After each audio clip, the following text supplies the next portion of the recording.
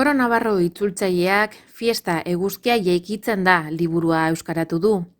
Igelak eta Ereinek literatura unibertsala bilduman argitaratu dute Ernest Hemingwayren 1926ko eleberri ezagun hau. Angel Lertxundi idazleak hitzaurrea egin du. Agertzen zaizkigu, Donostia, Iruña dauka protagonismo ikaragarria, jakin. Iruña San Ferminetan. Baina Donostia importantea da. Nik ez dut gogoan inor, Hemingwayk bezala, Euskal Paisaiak novela hontan bezala, Euskal Paisaia batzuk ematen dizkigula. Bai mendia, bai Donostia agertzen dira ekintza nagusiaren kontrapuntu gisa. Ekintza nagusia eromena da. Zenet urteeroak dira eta orduan eromena da.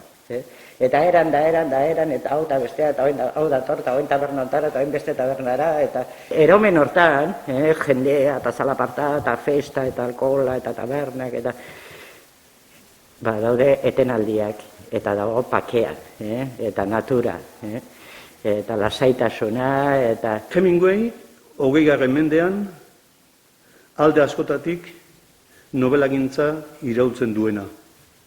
Eta batez ere, iraultzen du motibo nagusi bategatik.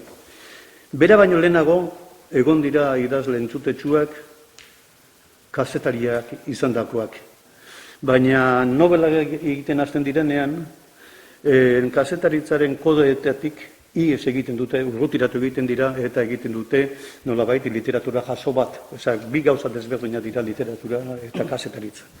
Eta berak kazetaritzaren elementurik importanteenak, estilistikoak, horiek integratzen ditu bere prosan hasiera-hasieratik, lehendabiziko bere liburutik. Eta behar bada, nabarmenen hemen. Normala ere badena. Bestalde, baita ere badudelako asko reportajetik, eta nolabait esango nuke, oraingo nolabait liburu mestizaje tankerako estilistikoki. Gaur egun, modernoa da oraindik ere, gaur egun, gustore irakurtzen da oraindik ere, bai. Nire erantzuna da, dudarik gabe, bai. Oraindik ere oso modernoa gertatzen da. Baina, horrekin batera, esanet oso zaila gertatzen zaigula, garai hartan jartzia.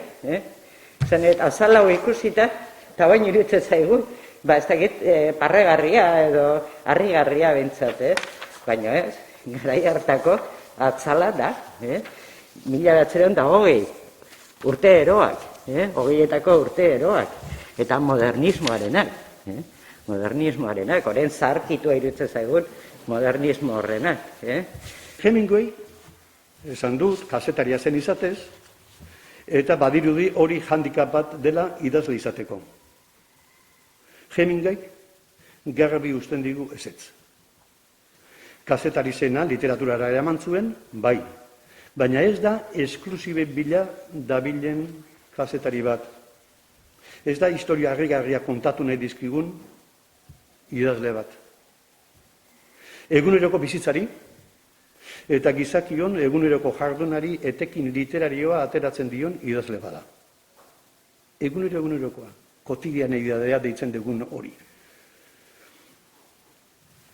Seguru asko, hala ulertzen ditu kazetaritza eta literatura, eta seguru asko ez da egongo lan artistiko zailagorik egunerokotasunari etekin literarioa ematea baino. Eta, esango galdetuko du gutariko edozein galde dezake, eta irudimena nun gelditzen da.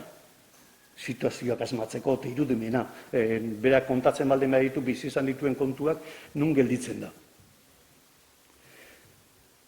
Egunerokotasunean eskutatzen dena nabarmentzea da errealismoaren doaina. Eta ez dira hemen erlazio asko eta asko esplizitatzen, keinuak dira praktikoki denak bat eta bestearen artekoak, eta esplizitatu gabeko guzti horiek ederki asko argitzen zaizkigu irakurketan aurrera.